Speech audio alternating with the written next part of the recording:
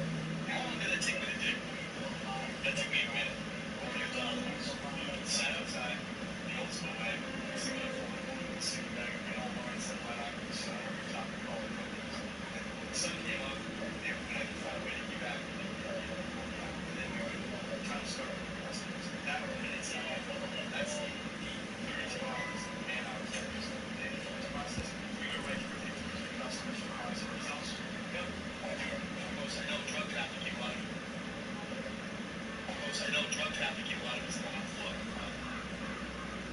Of course, I know drug trafficking, a lot of it's done on foot.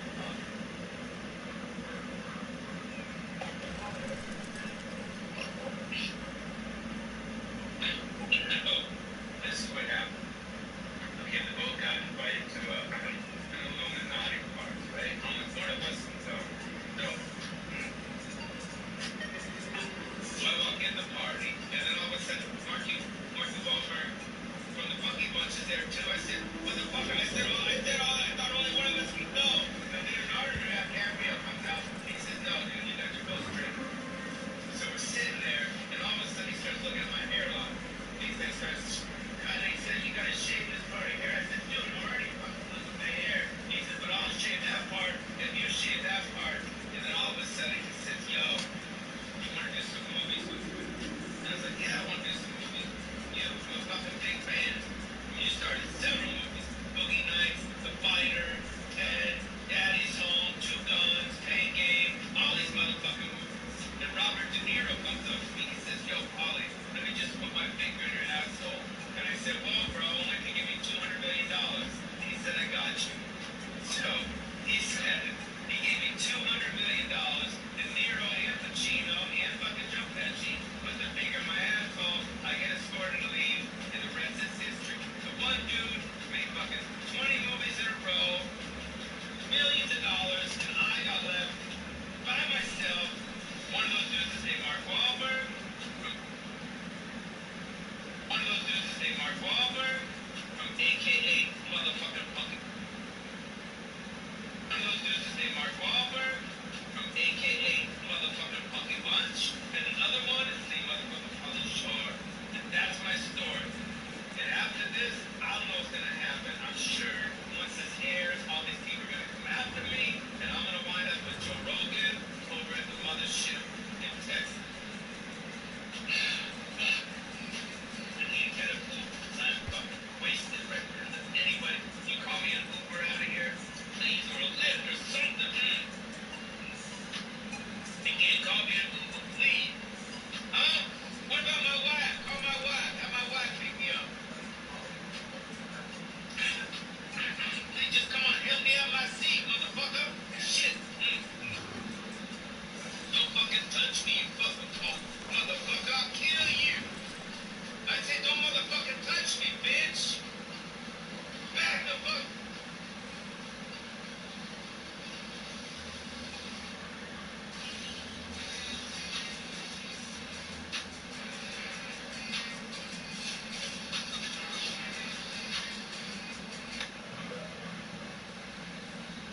Okay, today I'm going to take you on a tour of my apartment. So this will be an updated tour of my apartment. Yeah, I just pulled up in my car. And for some reason, people know I have the Durant, but they don't know I have a 1926 Ford Model T. And I drove this Model T 123 miles round trip today. I have it covered with a tarp because I don't want it to get wet. I'm in the inside. Anyway, that one's 2 more years to its 100. This one is 4 more years to its 100. Both have the original engines. This one was cast in 1928. You see the date right over there that says 28. That's the year. And then this one was cast in 26. This is a Durant, so it's not a Ford. This one is a Ford. This is a Ford Model T.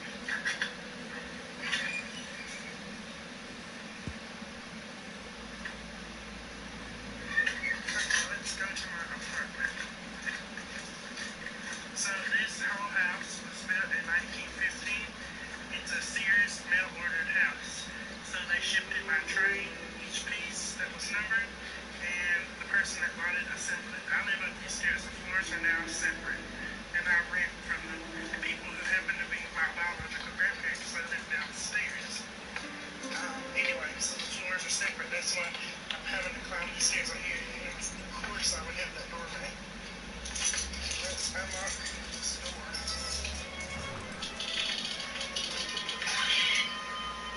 Okay, here we are. My house. I'll put that switch in. There goes the porch.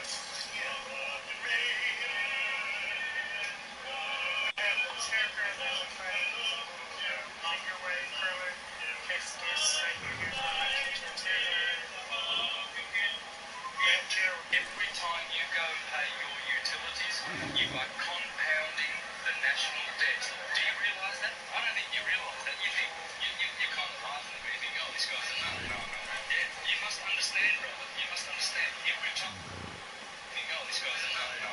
Yeah, you must understand, brother. You must understand. Think, oh, this guy's a nut. No. Yeah, you must understand, brother. You must understand. Every time you use that cash, that is my money.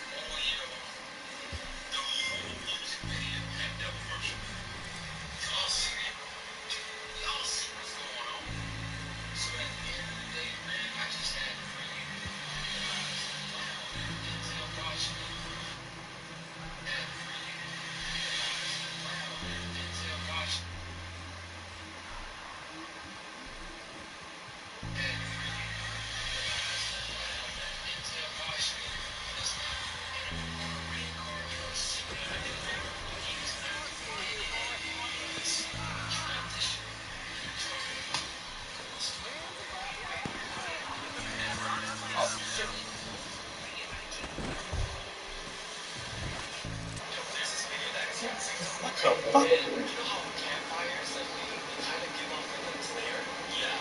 So it was spreading all day. I think it was night before grandchild. Yeah. And we was dancing around, and the person on the opposite side Redemption was 2. drinking an idiot, right? Okay. And I just want to get your opinion on it first because I didn't know what it was. A lot of people are saying that it's the campfire, but the thing is, your child sounds something dancing next to him.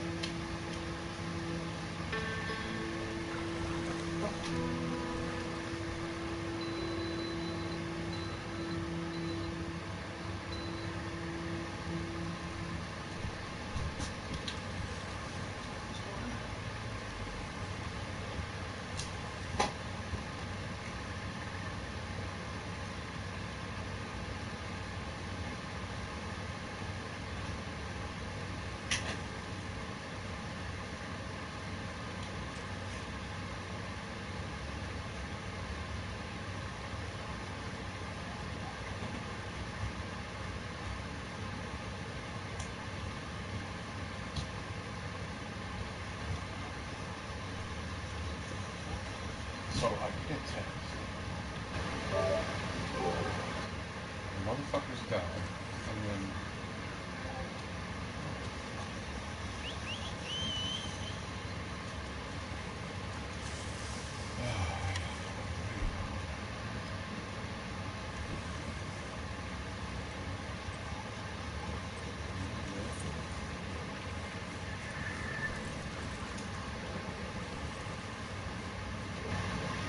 Next station. I get these two cops.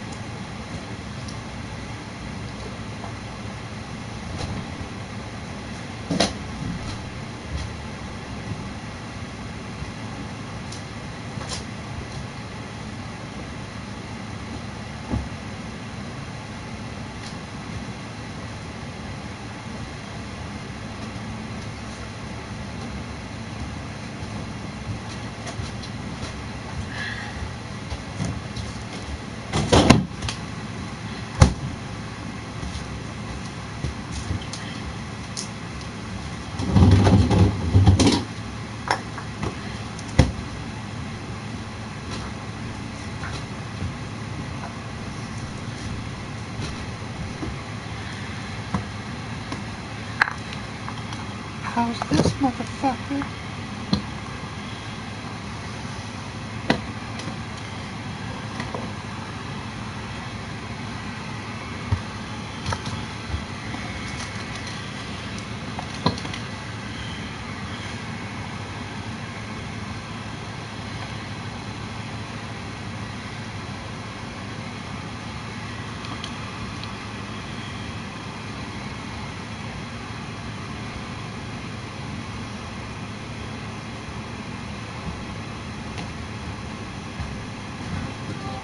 Redemption 2. I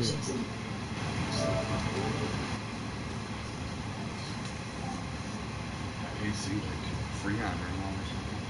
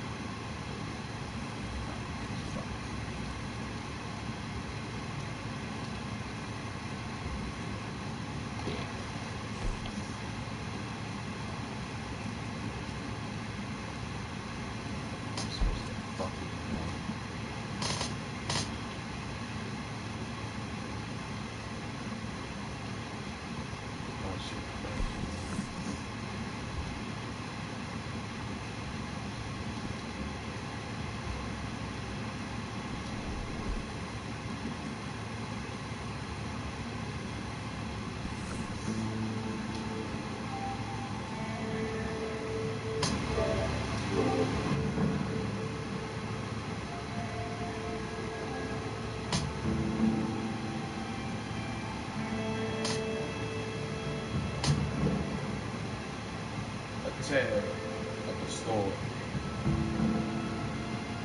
Like off and on.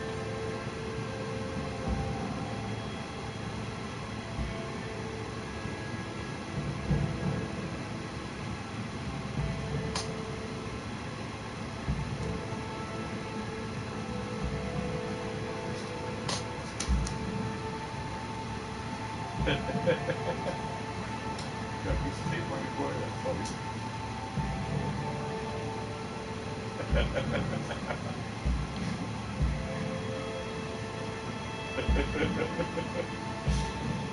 Yeah, fucking around with the tape. Oh, yes. Yeah.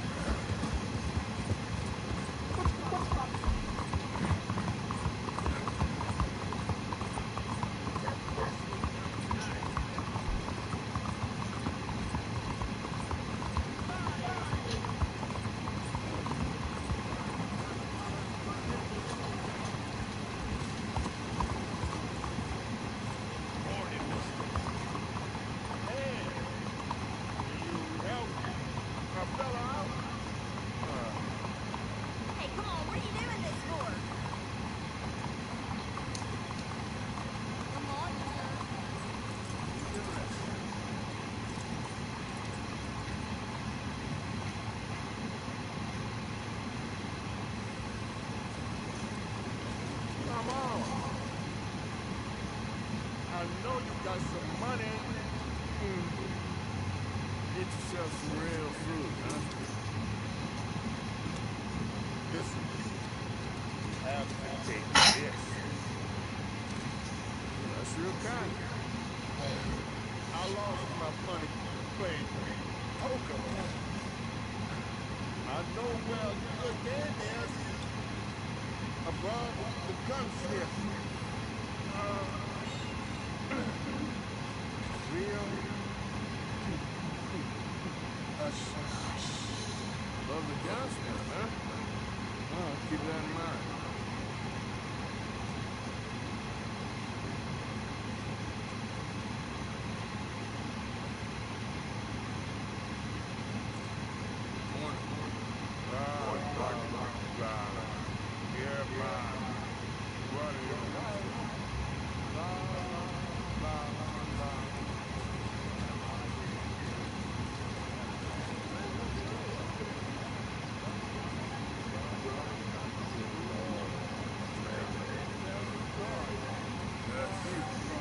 Excuse me.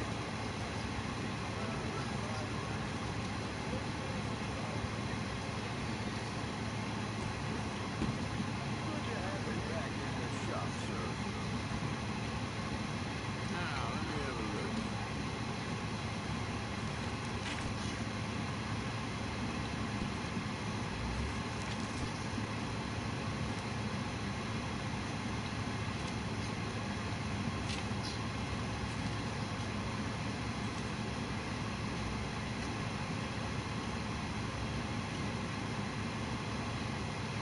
People around here come in just...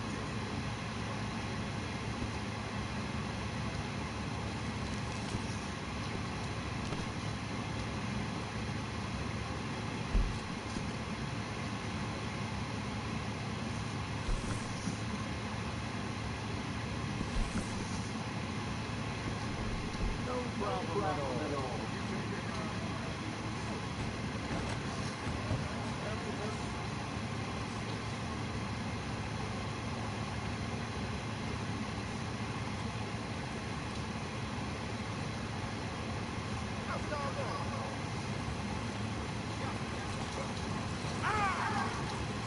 Come on.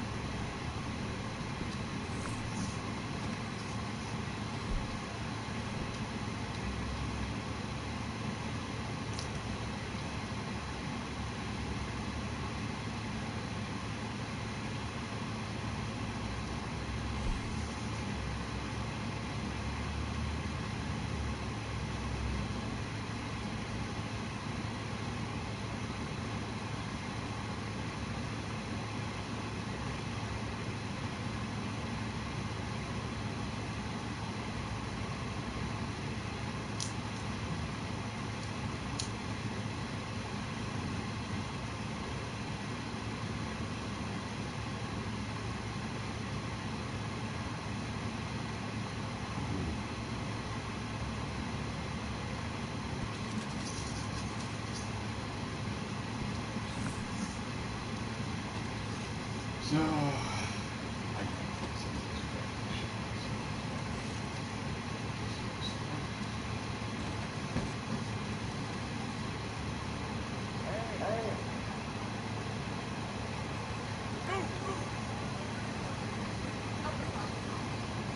Looking at you get a filter through there.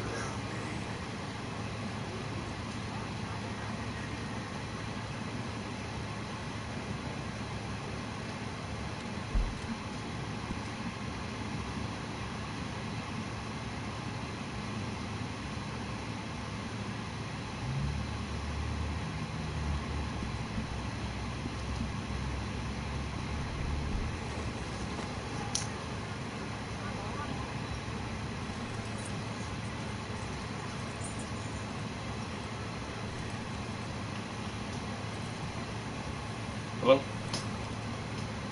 Hey, you free? Oh, alright. Okay, I'll head down there. Alright. See you.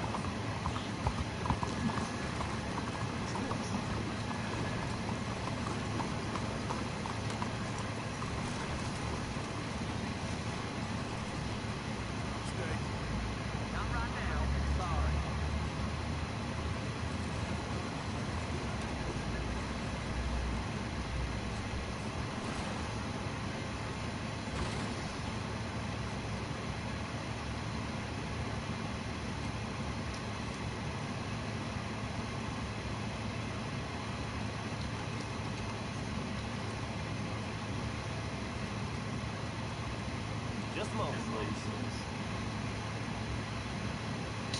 Davis Rada. What can I do for you?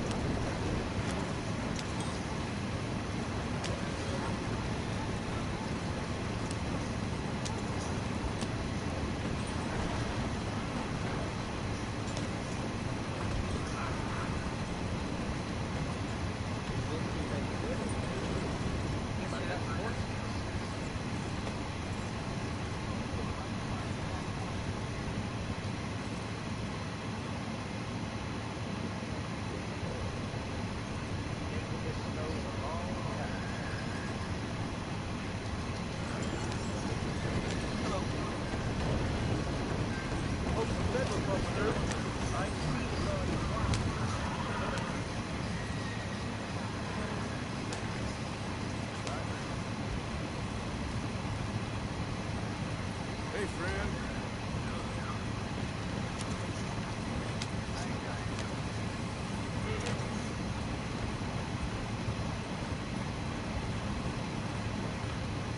How do you do, sir? Andiamo!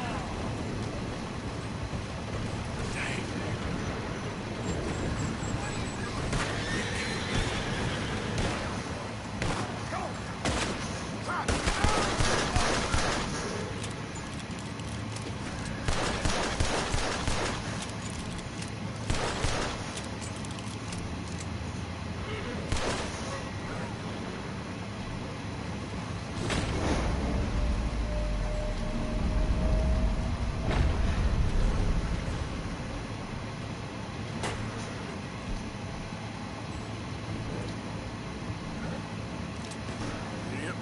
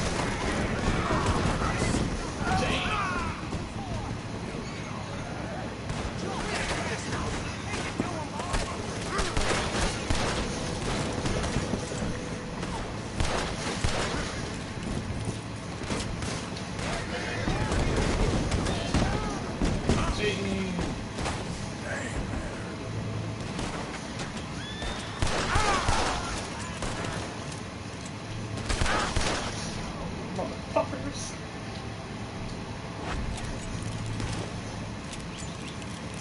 Okay. So to the fuck stagecoach.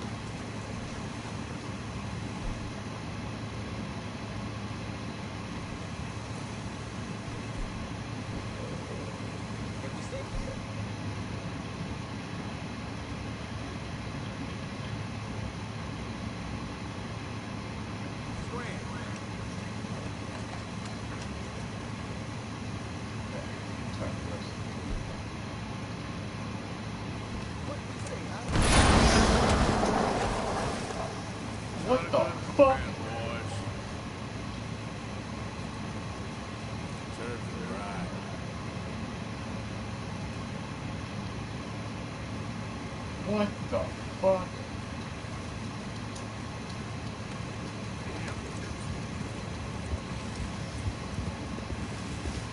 Okay.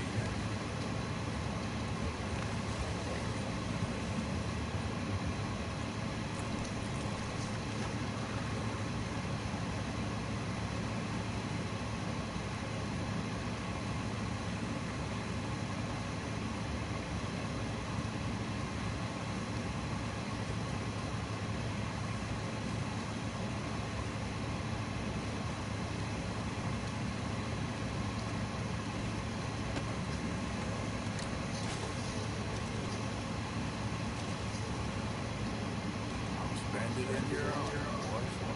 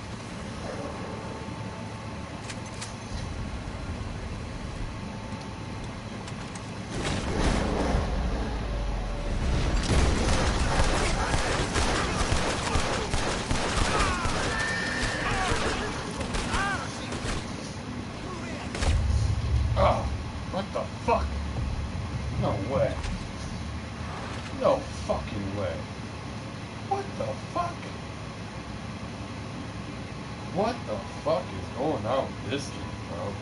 I'm sitting there pulling the weapon out. He's like pulling out slow as fuck. What the fuck?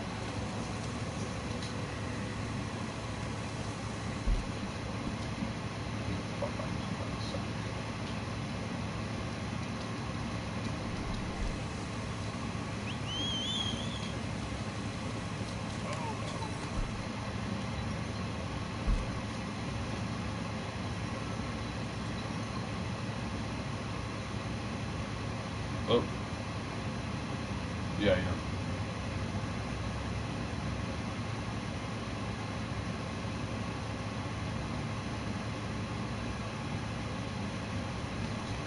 Yeah, sure, shoot.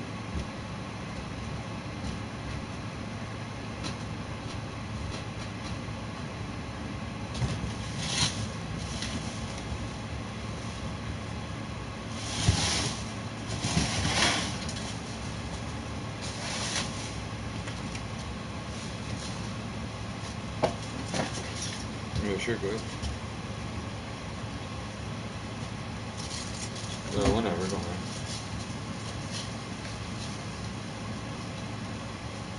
Yeah, yeah, you do.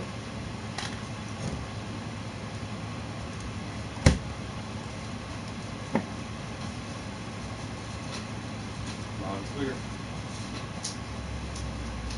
Yeah, you're good, sir.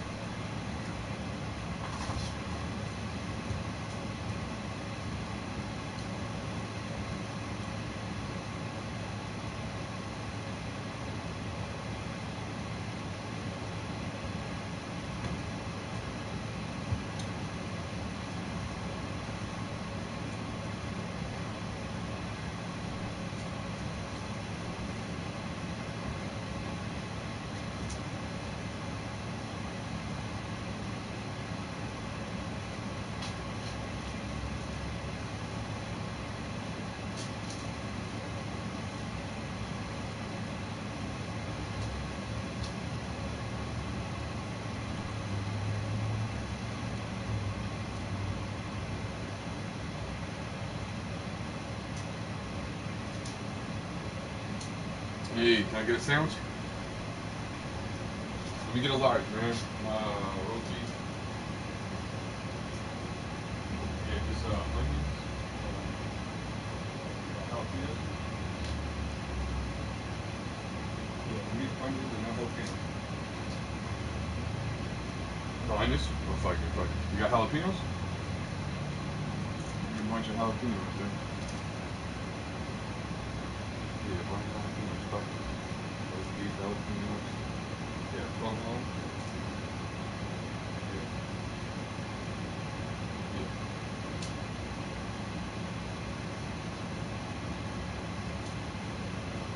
A little salt, pepper on the motherfucker.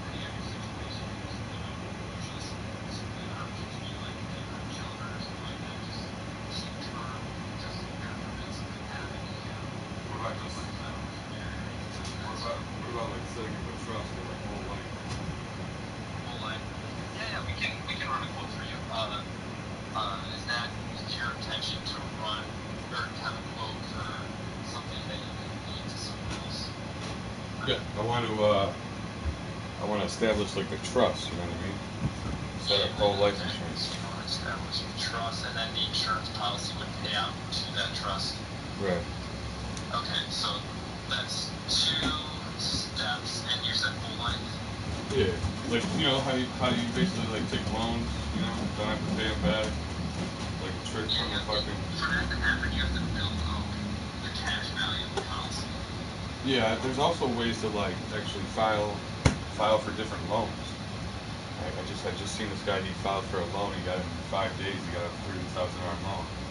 But it's like basically like you're filing like 40C. Like, it's like you gotta learn accounting. So are you looking to access cash through a loan on a policy? Yeah, I'm looking to access cash through a loan to my whole life insurance policy set up through a trust. No, I'm trying to do all that. I'm slowly figuring it all out. I mean, that's the goal, you know what I mean? But obviously, I need insurance for my, business and stuff too. So I'm sure. Yeah, so I got a construction company, and I have like a.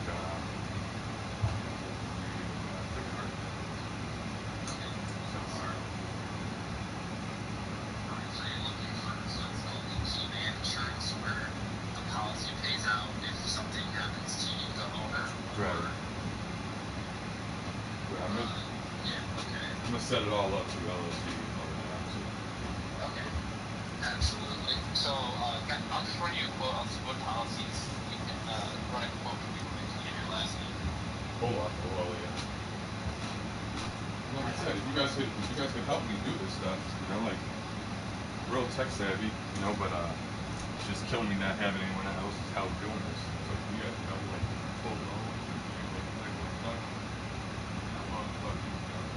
give you maybe 20, 25, 35%, maybe about depending on what you do. If you guys could help me out and do the background work and just use my good name and fucking do it, it's basically like you gotta know accounting, business, a lot of different things like the law, maritime, everything. But like you could pull out like loans just for fucking excuse my French, but just for like vehicles that are over like 50. You heard about it. Like you pull out loans for like vehicles that are over like 4 to 6,000 pounds or something. That's why everybody's got like a G-Wagon. Yeah, that's why everybody has like a G-Wagon, license in Delaware. But I heard that you're supposed to set up your LLC in Puerto Rico, so that's like what's really interesting right now. Like, I remember watching a video somewhere where they're like, everyone does it through Delaware, but there's still like state and country tax. And if you go through, I think, Puerto Rico or some sort of Virgin Islands or something like that's in America, like there's some sort of island. I think it might have been Puerto Rico or something else, but they're like, use Puerto Rico. There's like a treaty there where like you don't even have to. It's complete tax avoidance, and you can't be fined or you know what I mean because it's outside of the country. So there's like a treaty. So then therefore you become like a fucking like you're unfuckable basically. You have like diplomatic immunity through that because you're operating outside of the maritime law being the country itself. Like because there's a sea between it or some bullshit like that. But you really have to read into it, dude. It's fucking deeper than the Bible, so. But I know it exists. I know it's out here. I know someone how to do it. I'm just got placed in these Telegram groups, and to be frank with you, dude, like I'm fucking burnt out from like learning about the shit. Like I just fucking tapped in, and it's like, oh fuck, it's a real deep process. But I mean, that's how people pull out money to build these buildings, and then they just sit there empty because fucking it's basically just all write-offs. You could access. Basically, like, your Social Security card is set up where there's 13 financial institutions around your country because the money has been legal since 1952. We are able to access, the money that was given us by birth due to your red numbers on the back of Social Security cards. So you tap into that financial institution, pull loans, and, make them pay all your bills. Basically, this money's not real. No money to back it up. So every time you pay bills, you're actually contributing to them because it's a promissory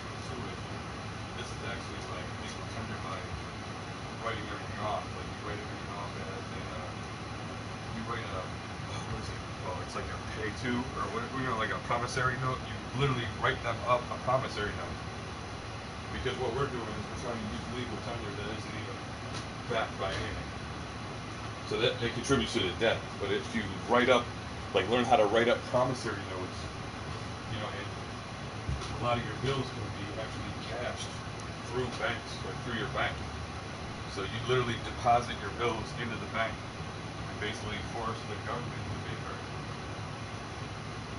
But that's what I'm saying, I've worked out, because, you know, like, I'll fucking do that, because, but it's a collection.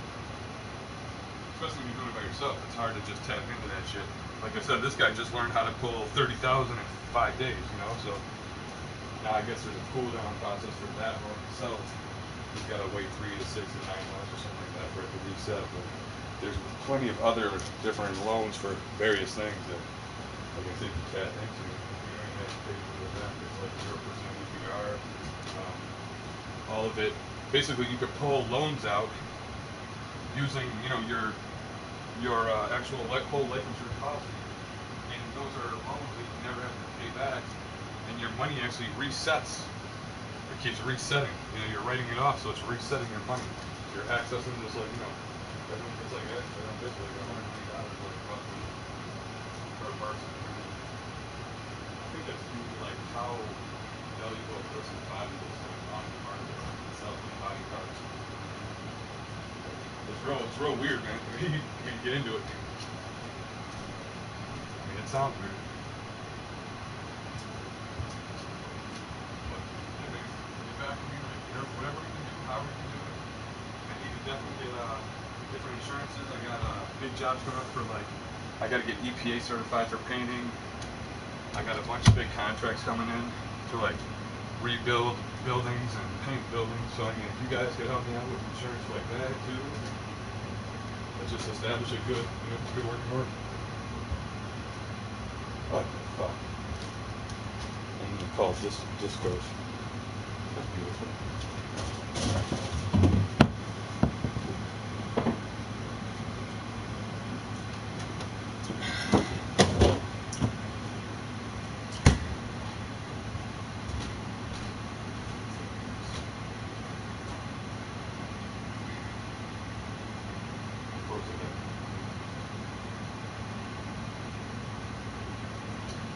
Bullshit always happens with Bluetooth.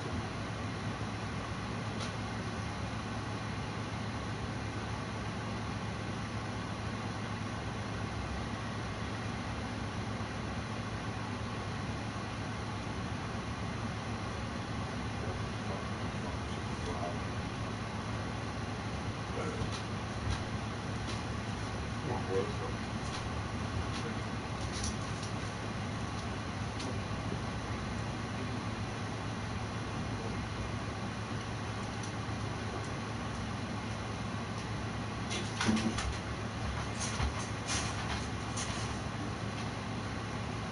Go get my boy.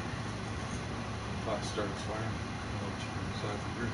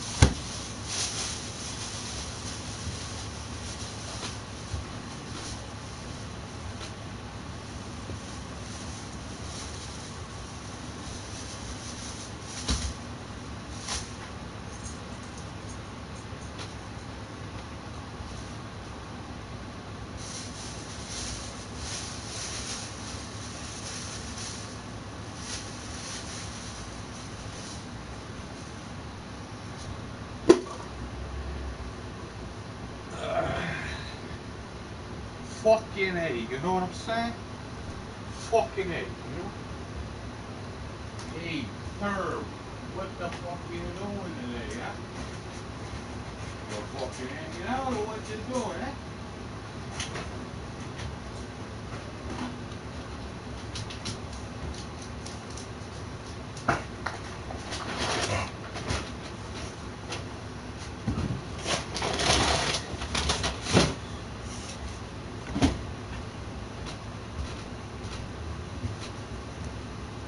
Hey, Turd, why don't you let me get in there so I can fucking get it going? You know?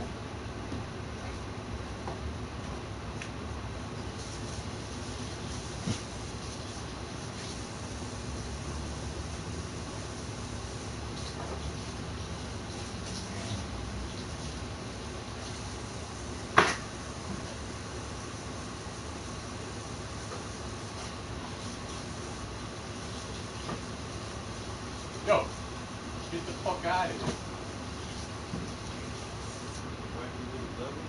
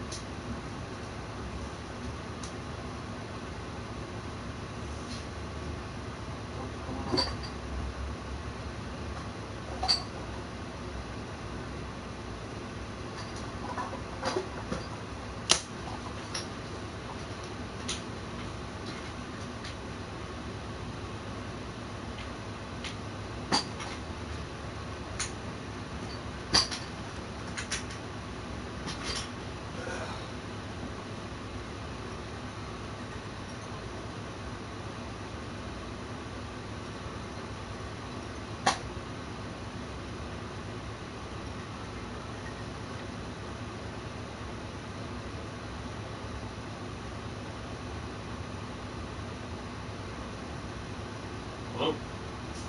Hi, you in? Can you hear? Yeah, how you doing?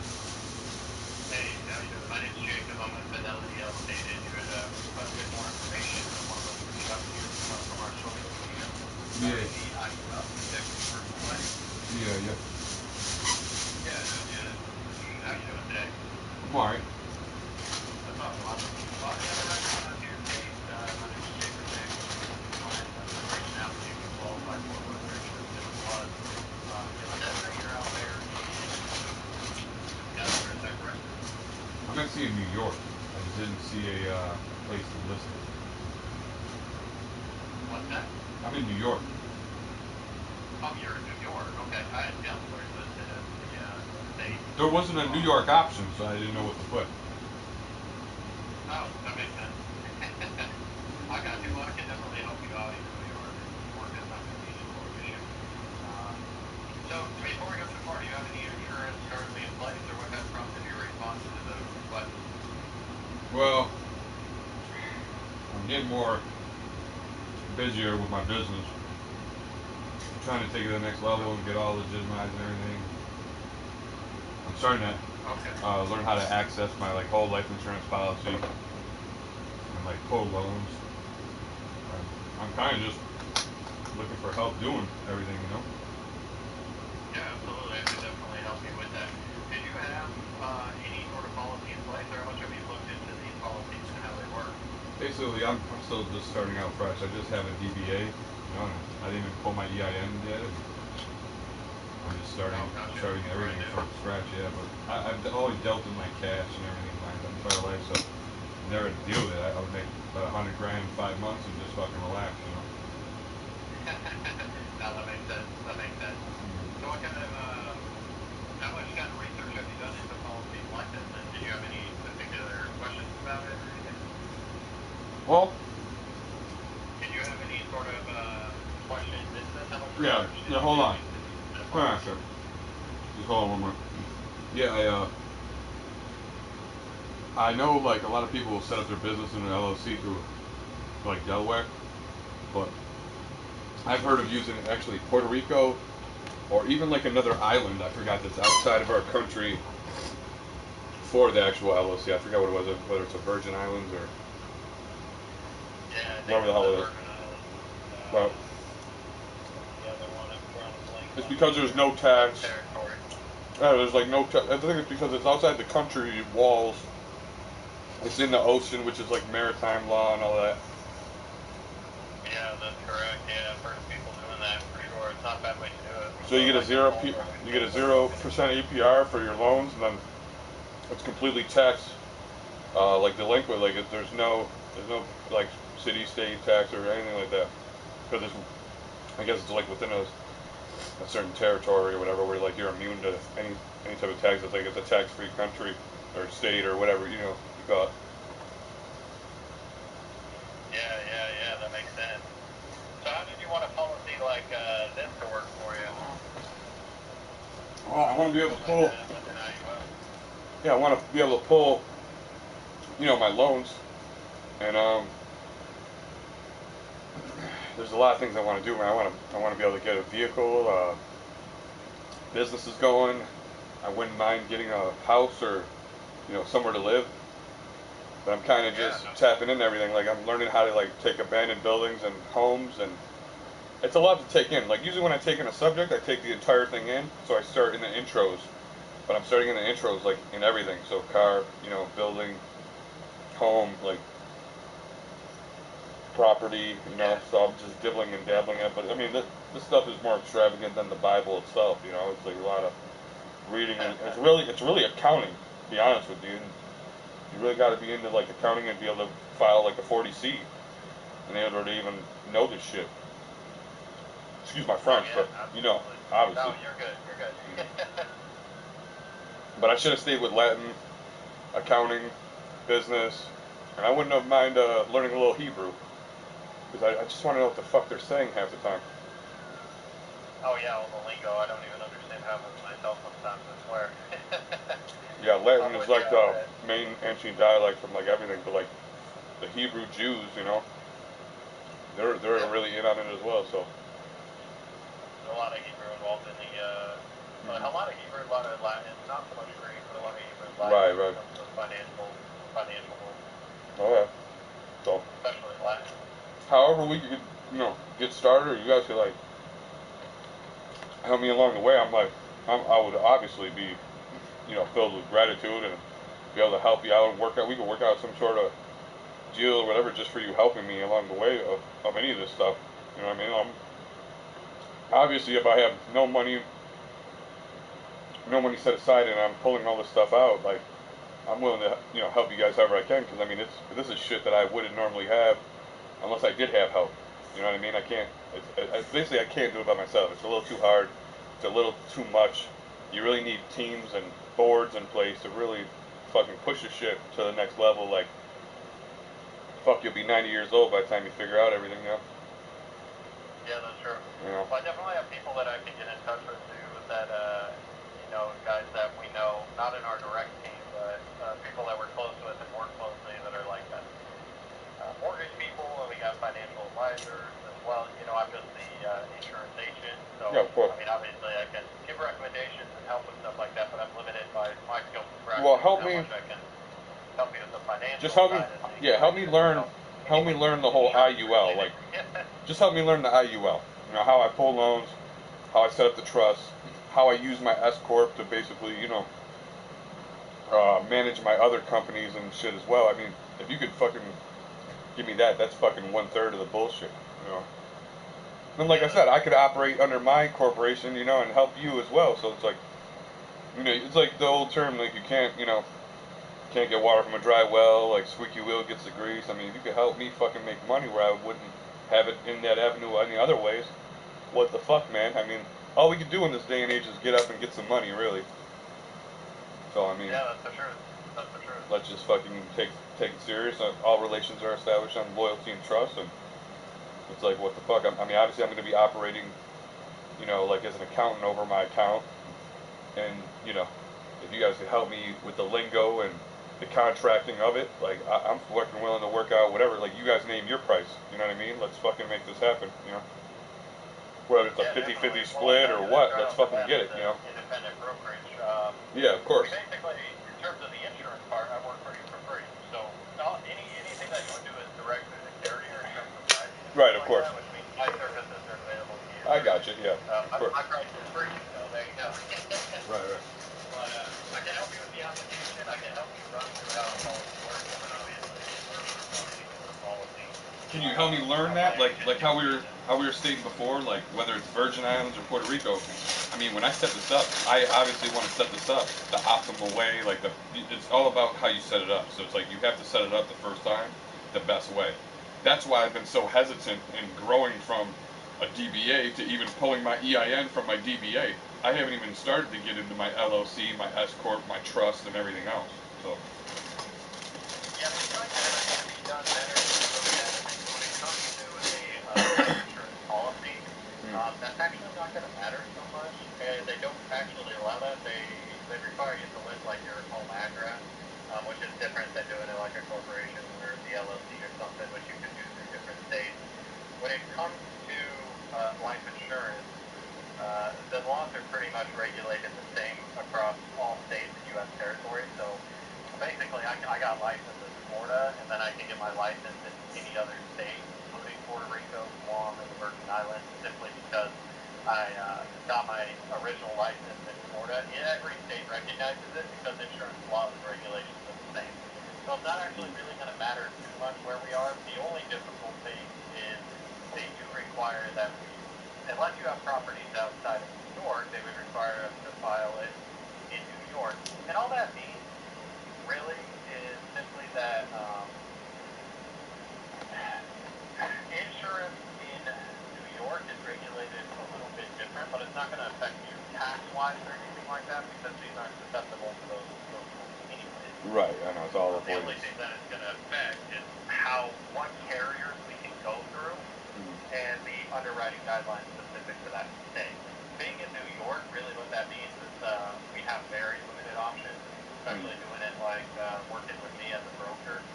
Most insurance companies require that you appear in person and go through a whole handwritten process in New York. But lucky for you, I'm licensed in New York, and I'm licensed with a carrier that allows us to write outside of New York. It's National Life Group. I don't know if you've ever heard of them. You know, I was just saying that, like, that's why, like, that's why the first thing I was bringing up is, like, I know I'm in New York, but I have to operate outside of New York.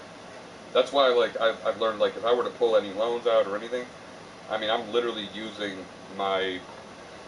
when I set up an LLC, I have to use my actual name, set up my name is in my name, and then use my social security number as my EIN, and then I would declare loans through that, you know, social security number instead of the EIN. And like you said, like I would be operating outside of New York under basically an anonymous, you know, when you're LLC, you're basically anonymous.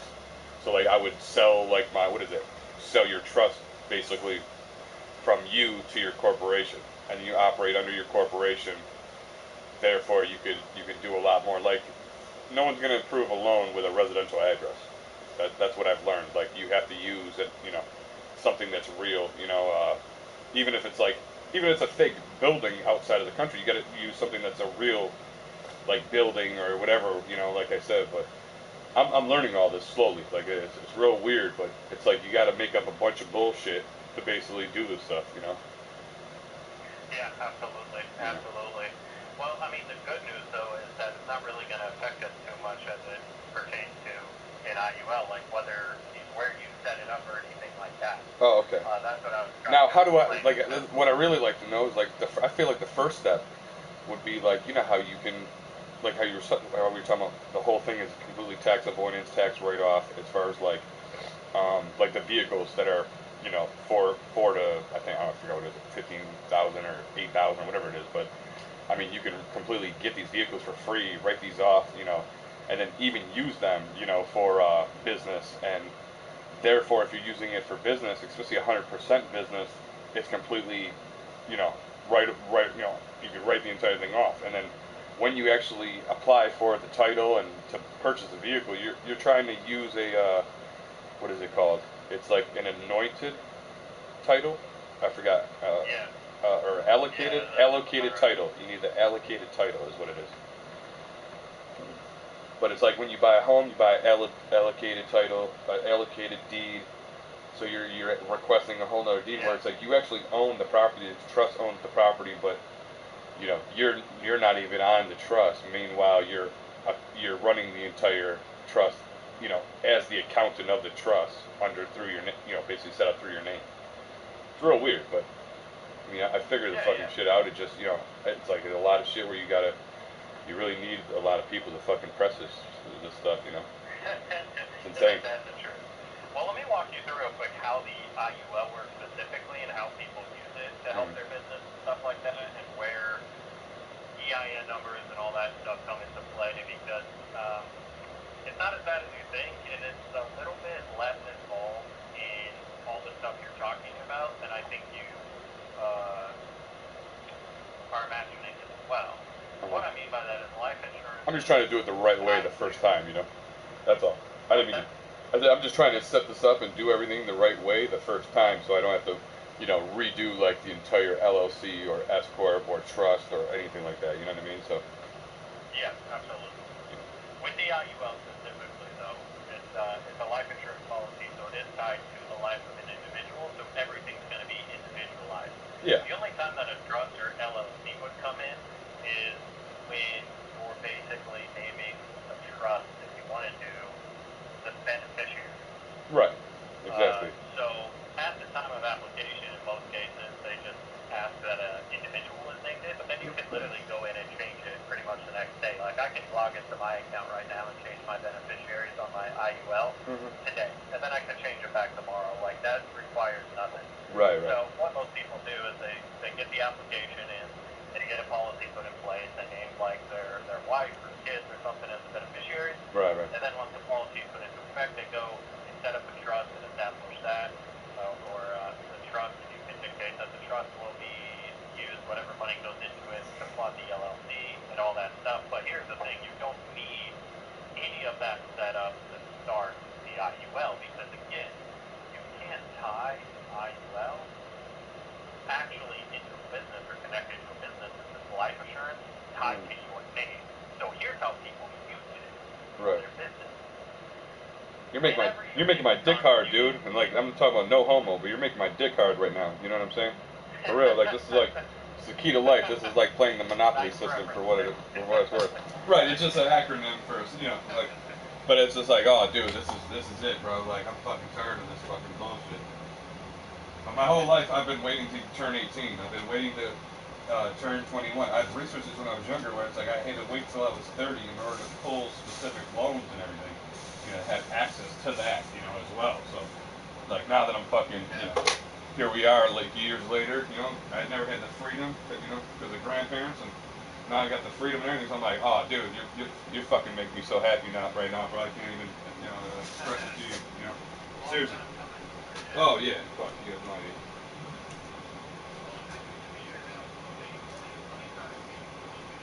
Right.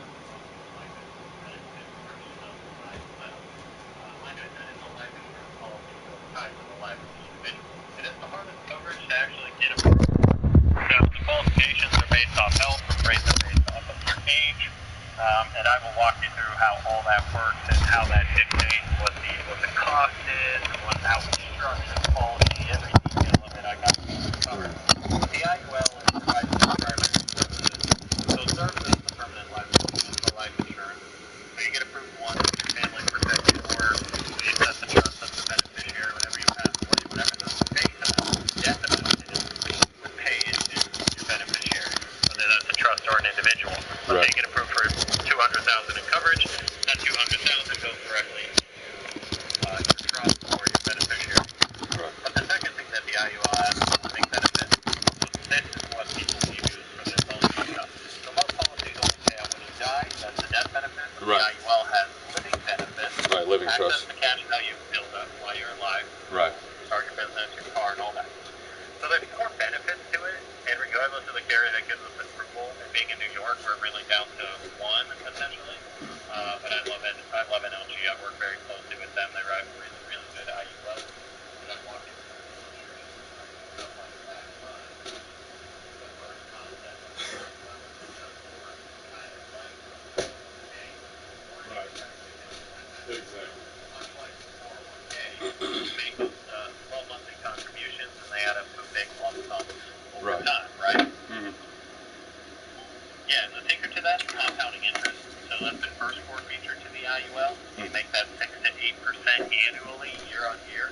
I only say 6 to 8% because the market average has been 7.7 over the last 20 years. But some years you might get 2%, some years you might get 20%.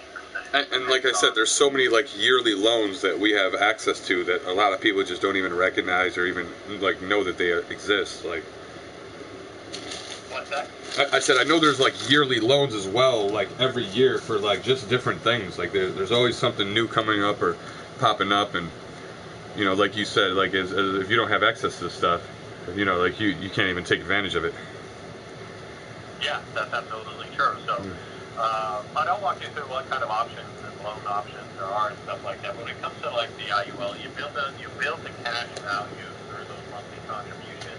They get compounding interest year after year, and you grow them into a large lump sum just from the contributions that you added throughout the life of the IUL. Mm-hmm. The second, if you understand that works like a 401k or an IRA, but the next three things separate the IUL from that. And the second thing is you can't lose. So since your money is not actually in the market and linked to an index like the S&P 500, it's point-to-point crediting. So if the market goes up 7%, you get 7% credit in interest. But if the market goes down, since your money's not in the market, you can't lose. So you have all the upside gains, but none of the downside risk, because the worst you could do for the year is a gain of 0%. So if you remember the housing market collapsed in 08, market finished year then 38% down. So if you had $100,000 in a 401k, you'd have lost up $38,000 in your 401k. Right. The point is, with an IUL, if you had $100,000 in the market collapse, you'd still finish the year with $100,000. You just wouldn't be credited with any growth if the market didn't go up. Right. So that's what I mean by upside, all the upside gains, but none of the downside risk. And like I think Does that make sense? yeah, and I think like to add to that, it's like Grant. I think it's Grant Cardone. He was stating like, you guys don't understand. Like, I don't give anything to the government. He goes, if I make $189,000 that year, I buy a car or, you know, put a down payment on a plane or something where, you know, because I spent that money, it's non-taxable. So he's like, I would rather buy something, purchase something that makes me money in order to like not even pay that capital gains tax or any tax for that matter. But he was basically saying like you spend whatever you make that yearly in order to not be, you know, have to give it up or give it away, you know, so. Yeah, essentially use it as write-offs and stuff like that. Right, but so that's what I'm trying to get to. Like, let's get a vehicle going, you know, at least that way I could rent it out and, you know, use it for 100. Like I could use it just as marketing 100% of the time and then write it off completely. Absolutely. But there's so many different businesses and different ideas I have, man. Like that's what's slowing me down is like I'm trying to start off from scratch, and it's really like I just need to build up one and then just use that for like everything else. Yeah, get in, buy a car, make it a little, like rent it out or run your Lyft. Like I have a chauffeur's license, so I like with me having a chauffeur's license, I could tint the front windows. I could say that I'm driving people privately. You know, that's why I have the front tinted windows for like celebrity and dignitary status. And you know, you're completely being a chauffeur. You're completely basically immune to anything. But like you were saying as well, you know, the way that you pull out, you know, from like it's almost like you're pulling out from the government where.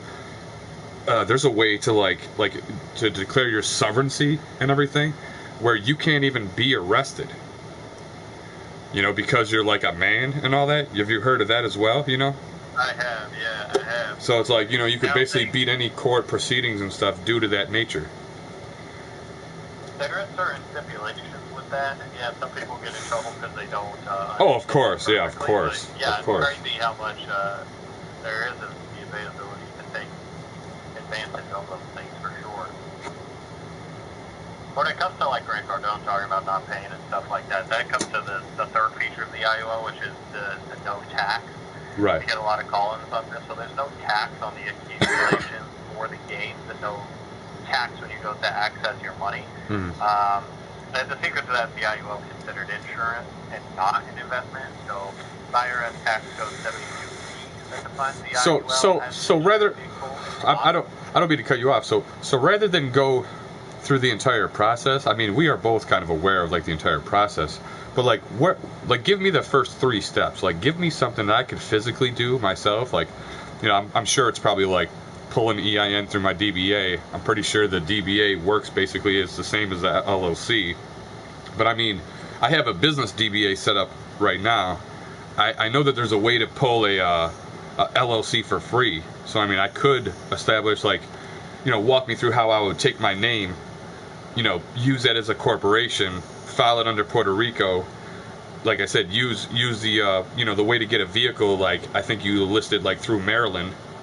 And that way you don't have to pay registration, insurance, or even have a license for the vehicle. I mean, it's fucking insane. My buddy does it because he lives in a van and he has a Range Rover. And I'm like, how do you pay the insurance on these two? And he's like, when you register it through Maryland, there's nothing like that. So when the cops see you, they know that, like, you know, there's no reason to pull you over because you don't need a license, a registration, or insurance like when you're registered through Maryland.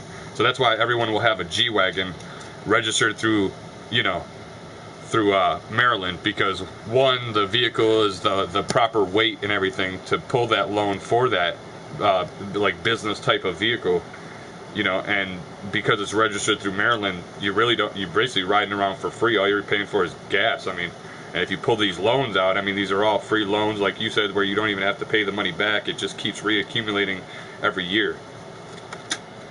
But I totally want to access all of those funds, you know, but it's like, how do I get my first loan? How do I set up this LLC, trust, and everything properly?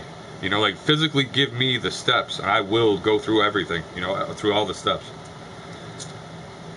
Well, again, my guy Brian isn't in today, so I'll have to get you in contact with him and send his number, because he can help you more with the financial advice steps of it. Because again, scope of practice, me personally, just as a health and life agent, can't give you the advice on that, but I know somebody in my office that can. They're just gone already. Yeah, of course, of course. 5:45. But when it comes to the IUL, let me tell you that. Right. The first thing you have to do is just get approved for it, because I want to tell you something about it that I think you're misunderstanding a little bit, which is when it comes to an insurance vehicle, you're not going to need to, it's not going to make sense to have to wait to get qualified and get this started to set up your LLC and everything like that, because there's a couple things that don't work the same as like business and things like that with it. So first things first that I need to disprove is the life insurance contribution. Like if you're making a payment into it, unless it is a business that pulls out the life insurance on your name, which you could do, but like the contributions into the IUL are not, you can't write those off as tax write-off. Because it's an individual life insurance policy, the contributions can be used as a tax write-off, right? So let's say you're approved for like $200 a month that you're putting in to cap the policy active, and of course you could always put in extra as you wanted to throughout the year. Yeah. But like, if you're approved for a $200 monthly payment, or if you want to, you know, whatever it may be, it doesn't matter whether your contribution is $20 a month, $100 a month, $1,000 a month, it doesn't matter. Yeah. The contributions aren't considered to be a tax write-off. And the other thing is that they're individual policies tied to the life of the individual. Let's say you're the policy owner, you would be the only one that's able to access the money and pull policy loans against it. Right, right. But since it's life insurance, the rules are going to apply the same. It doesn't matter what state you get the policy written in. And again, because it's tied to your name individually, like your social to verify that, it's not going to be tied to your EIN and your business and stuff like that. The only reason you it's going to be through the social securities, right? What's that? It's going to be tied to the Social Security with the LLC set up in your actual birth name. Right. Well, that's just to verify that it's you that's actually the person on the policy, because when you die, the Social Security Administration issues the death certificate, and the death certificate is what the insurance uses to verify that that name with that social matches the name and social of the person on the insurance policy. Otherwise, they're not going to pay it out. Right. Since Social Security pays out or issues the death certificate, they have to make sure that the Social Security number on the policy and the individual matches the death certificate. So EIN numbers and stuff aren't actually going to be needed in this kind of policy. Here's where it would be needed. If you were to access the policy loan and you wanted to use that for your business, and you pulled out, let's say, $20,000 to use to buy a new car or something like that, well, that $20,000 that you're using to do that or to start a business, I mean, they're not really going to care where the money came from. Like, it's your money, it came from the policy, but just because you're using it for, like, a business purpose isn't actually going to affect the insurance at all. Right. The policy is still going to be treated exactly the same. They don't care if you're pulling out a loan to use your business.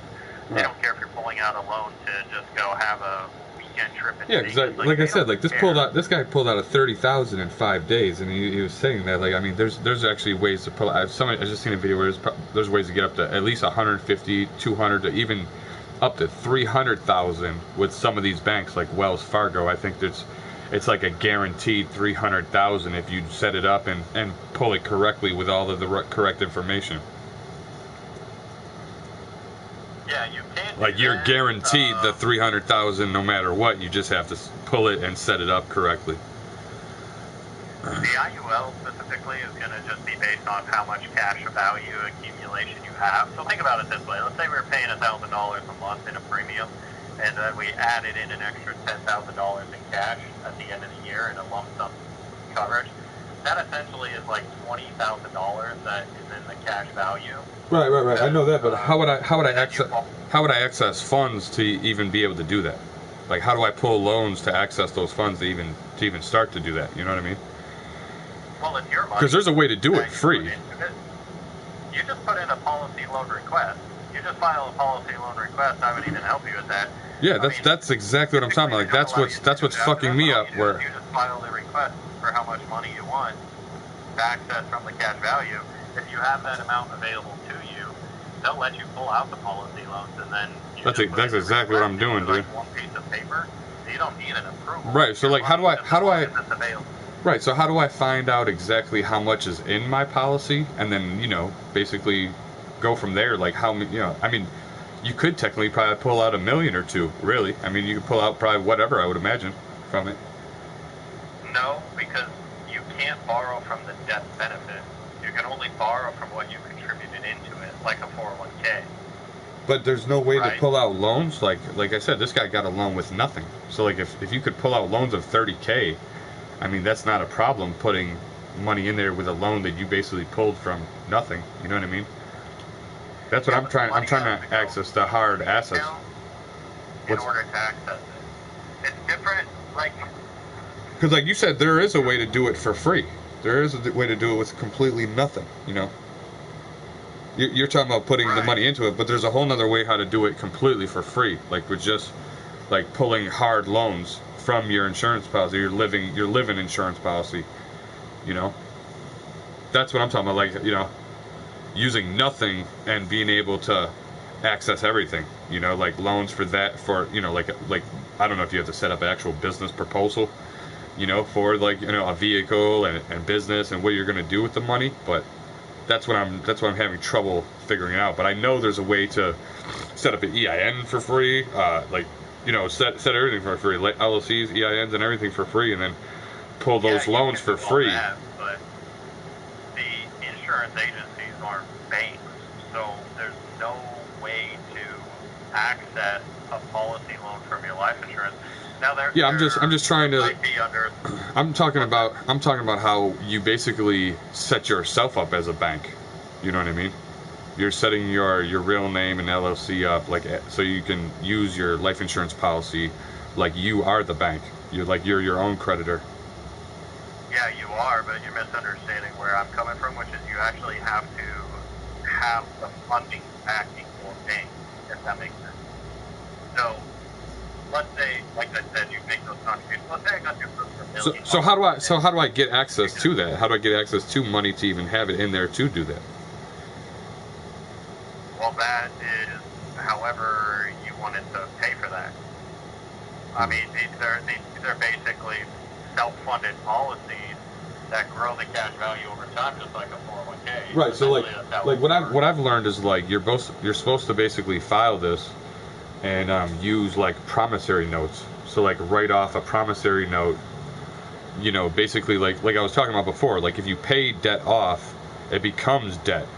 You know, technically. But if you're using, you know, I forgot what it is. It's like a Schedule C, blah blah blah. But you're basically writing up a promissory note, like stating that, you know, this debt, you know, is to be dismissed, or, you know, whatever it is. But there's a way to completely take loans out and completely write them off, like completely for free, like establishing yourself, your trust as a bank, and then pulling your loans through your policy and everything, like based off your social, like I was talking about before, how your social security number, or the red numbers on the social security number is actually your account number, and the number like on the back of, or the actual state on the back of your social security card is the actual financial institution.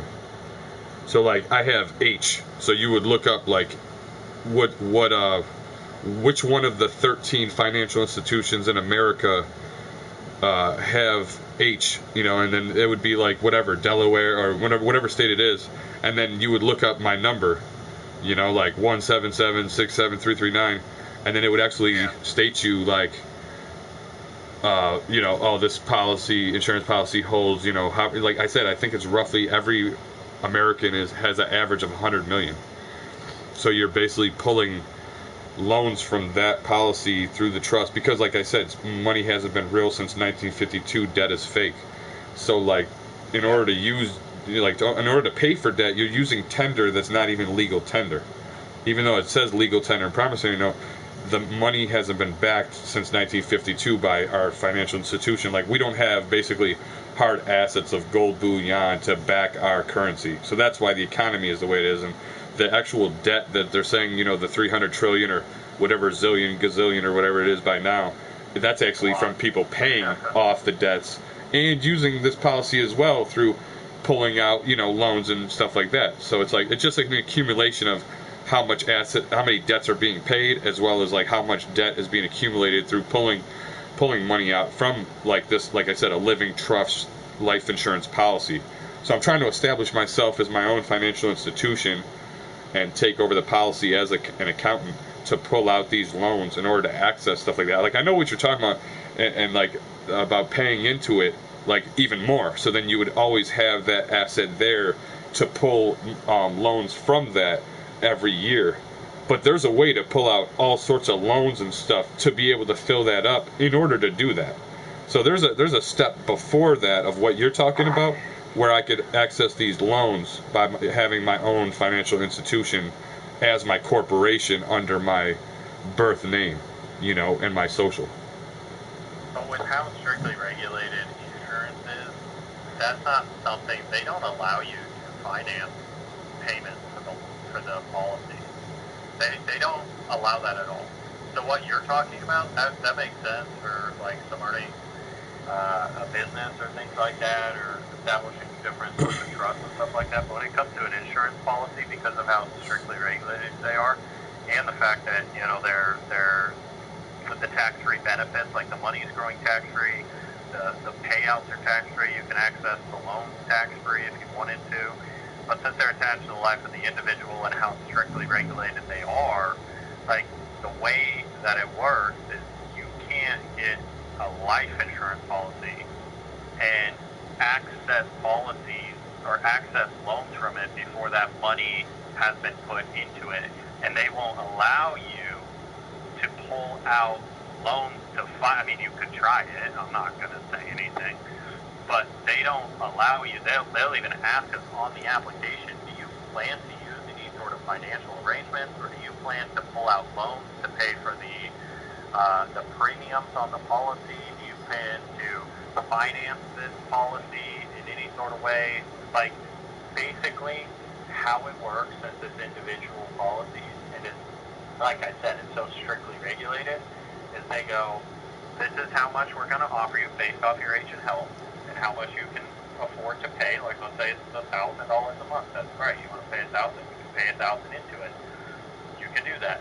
But they're going to require that the payer of the policy is an individual, either you or somebody related to you, and it can't be financed. You can't use loans to do it. And the money that you're pulling out to access policy loans can't be used to fund the policy.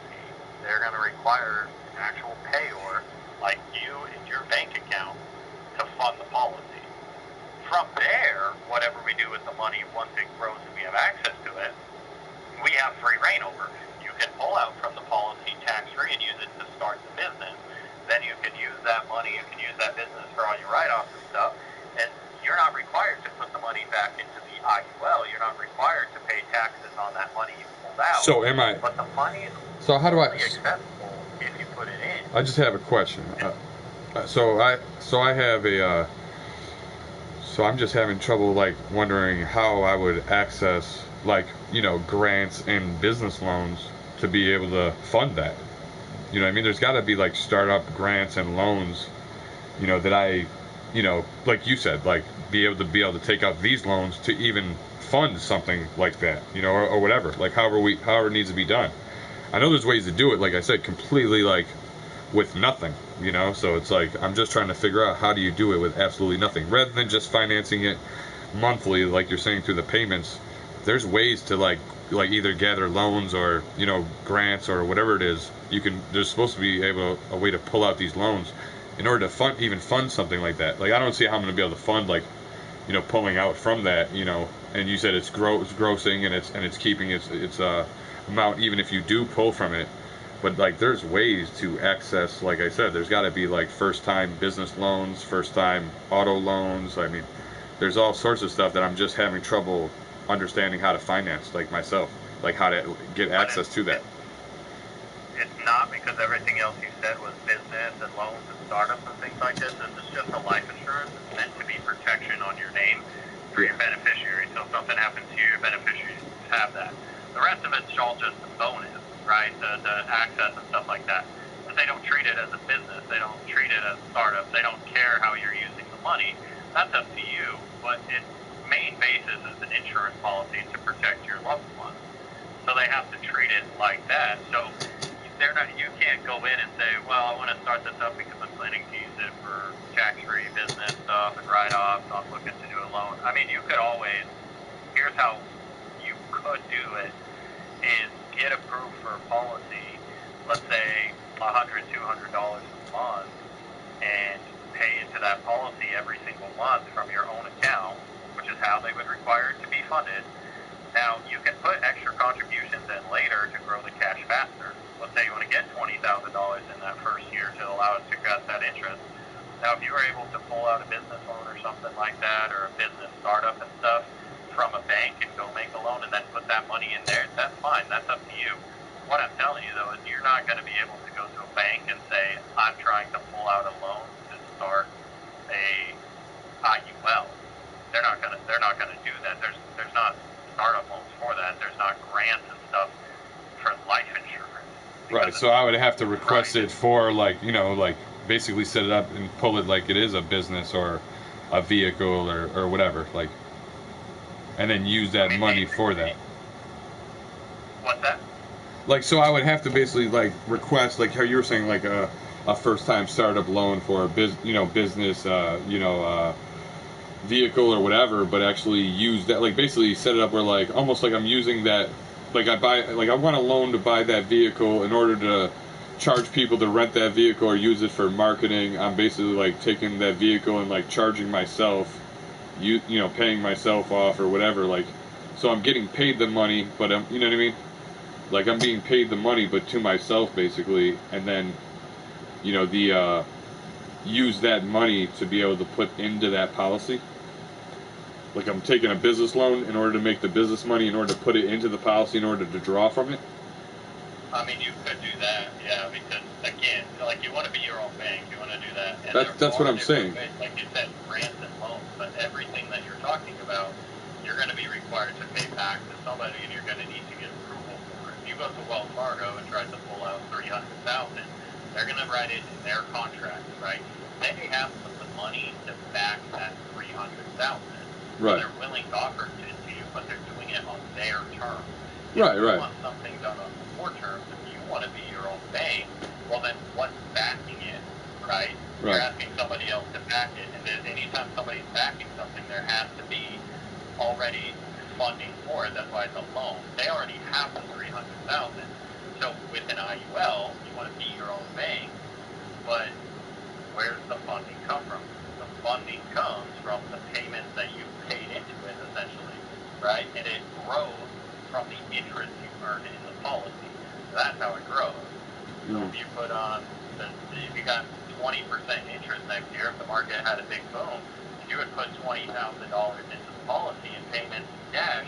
Think of it like an investment, but with none of the taxes that an investment has. You're not going to pay capital gains. Right. But if you have $20,000 in there and the market goes up, good for you. You just made $4,000 in interest. Right. Now you can borrow that whole $24,000 one. You're going to continue to grow interest in the policy. Now you get 10% the following year. Great. Now you get $2,400 plus the $1,000 that you put into it and you paid. So technically just repeat process. But you're pulling those out. You're using the loans from the policy, but the money only grows. Again, Wells Fargo will offer you a loan because they already have the $300,000 back. They're going to charge interest on it. They're going to get their money back. If you don't, okay, right? Right. Or they're gonna garnish wages. It's going to go. So how would I do that? Well, the way you want to, if you want to back your own bank, if you want to be your own bank in a policy, you have to have the fundings available to back it. And yeah. So couldn't I? So couldn't I take a loan? I think do it essentially. Yeah. So couldn't I take a loan out from them and then just use that to fund that? I don't see like there should be grants and loans and different things already set up to do that. Like pull it out from the bank. Obviously pay them back. But then, like you said, use it to contribute to your own. So you could throw the money in that and let it grow. And like you were saying, it grows with the market, and you could pull loans from that and all that. So how do I just access the original funding to do this? Be wary about doing that because oftentimes, depending on the loan you get from a private institution to fund it, is they might actually end up charging more interest on a policy like that than you gain putting it in the IUL. So let's say the IUL is 7% on average. They will probably end up charging you more like 15% on a private loan. So let's say you pull out $100,000 on a private loan, I'm 15% interest, and then you want to dump that whole $100,000 into the IUL. That sounds great, but they're going to start charging you at 15% interest, but you're only earning 7% in the IUL. You're still going to be down 8% every single year while you're trying to pay it off. Yeah. Like, it could work, but it could be problematic. Well, if I get a loan like that, I know what the fuck I'm gonna do to it. It would do with it for a business to like be able to pay that interest back and everything, pay off the loan with interest back. So it's like I'm just trying to access the original funding in order to do all this. That's what I'm having trouble figuring out. Like there's ways to access these loans and grants through like without having any type of financial without using any type of financing. There's ways to pull out these loans and stuff. It's like just the way you set it up and how you're requesting it through the bank to pull them. Yes, you can, but not through an individual life insurance policy. Yeah, you're saying use the bank directly. Like you go to the bank and use them directly like that. Like, because it's like because there's a lot of these companies that are either financial institutions like banks where you could physically go, and then there's a bunch of them that are like online, like just like for like the credit card stacking, where you would just use like whatever. Take $500, put into account, and then pull the $500, use that for a secured line of credit, take that 500 line of credit, pay use that for another credit card for $500, and you keep pulling that and growing them. So Yeah, but you that's, just that's separate from the IUL though. At the end yeah, the of day. course. But I'm saying that these are different. It's all Like, gonna be separate. these are all different ways to like access finances that you wouldn't be able to, like, But like I said, it's like a way of doing it without anything. So I'm trying to learn how to pull loans and everything with nothing. Put like credit card stack. Like, what's funny is like I think I have to fucking basically cut out a lot of the shit from all the creditors. Like, basically call these financial institutions, clear all my credit and everything that I am owed, in order to have a higher credit score, to be able to pull out like even a loan, like a first-time business loan or whatever, like how I'm actually talking about. But I think like when everything happened, my identity got stolen and it fucked up a lot of my shit. So it's like I'm sitting here trying to just establish a credit card through Capital One, and I feel like they're not giving it to me through my personal, what is it? My personal social. And I was like, oh yeah, that's right. You're supposed to like create an LLC and then use the EIN from your LLC. So it is actually a physical business. And like how I was telling you, use an actual physical building. You know what I mean? And and actually request these loans and everything, because like you literally have like a plan with it. Like I was saying, like I don't know if I have to write up an entire business plan, but like it's like there's a way to do it with a nonprofit. Like I've seen people use a nonprofit as almost like a base where you could like actually live there, tax delinquent for free. Like you use a lot of that to like do tax avoidance, and you can even like take stuff and hold stuff on the property. And like obviously you can't rent out like parking on the property, but I mean you could hold like kitchen equipment in the basement and then take it out of the basement and sell it, to a restaurant, for profit. But that's, it's like that business isn't making the money. It's just holding that for temporarily, and then you're using, another name or whatever to sell it off, another business to sell it off as like a profit business, like an LLC. Yeah.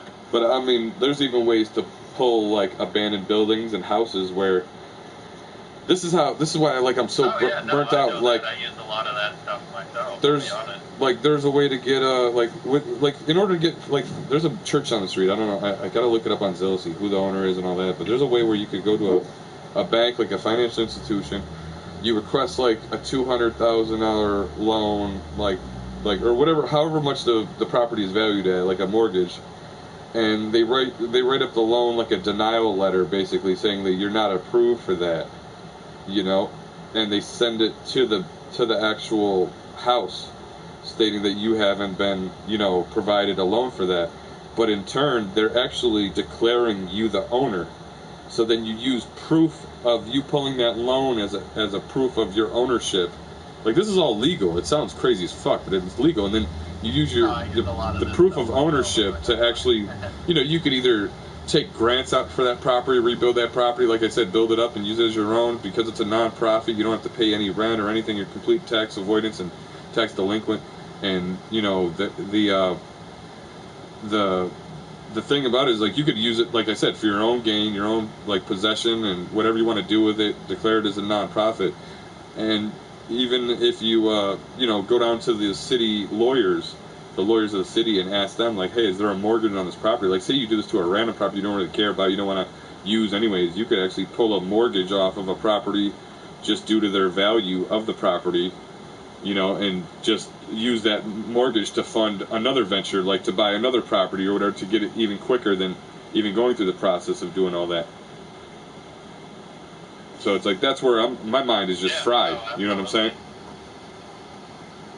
But it's like, show me how to win, bro. You know what I'm saying? Show me how to win. I'm a able-bodied motherfucker in his prime. You know what I mean? And what the fuck do we got to do here? I need access to something, man. I don't know how to get it. Like, I'm just learning how to get it, man. I'm just, like I said, I used to be able to go to these corporations and just get cash loans. A bit more in depth into how those things work, and talk to you about different financial advisors that I know, stuff like that. I mean, I can only say so much or do so much. I'm gonna be honest. I'm not gonna go too much in depth into it myself. I just want to from the insurance side of it, the most that I can tell you is, you know, I can get you set up with people that I'm close with that can help you with that and answer some more of those questions. Yeah. I can't go into it. I'm not going to go into it, to be honest. Yeah, I don't think you I'd can love go to into it. Yeah. establish a relationship where I don't care sharing some of those secrets and talking more in depth Right, stuff like that. But I can't at this time. I hope you understand that. Right.